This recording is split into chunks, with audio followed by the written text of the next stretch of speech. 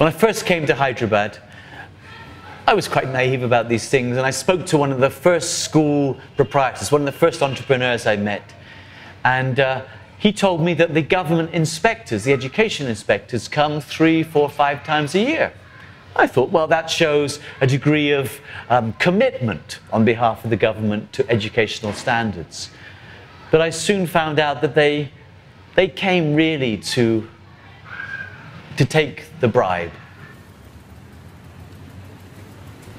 You know, they were quite upfront about it. They came, they sat in the office, they sat in a comfortable desk, they took the money, they didn't even bother to look in the school. They had a nice cup of hot chai, and off they went.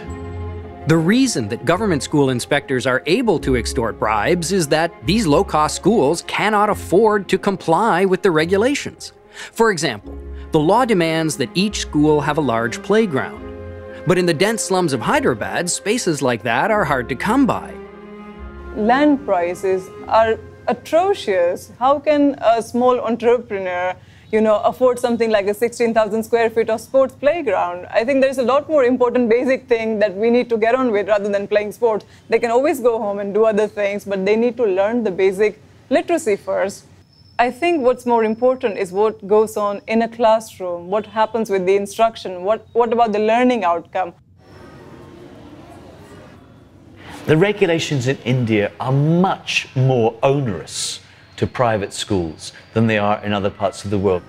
This inhibits investment, this inhibits entrepreneurs creating opportunities, this inhibits the growth of the sector. One of the first entrepreneurs, again, I spoke to here, he said, sometimes government is the obstacle of the people. And I understood exactly what he meant when I saw the regulations that were impeding on the private schools here. But if regulation doesn't explain the greater efficiency of low-cost private schools, what does? We've had some wonderful parent meetings in the schools here. These parents care about their schooling. They said, why are there only 10 computers? Why was a teacher absent last week? Why is the playground not finished? They care. They are paying money. They feel it's good money. It might seem very little to you and me. It's good money to them.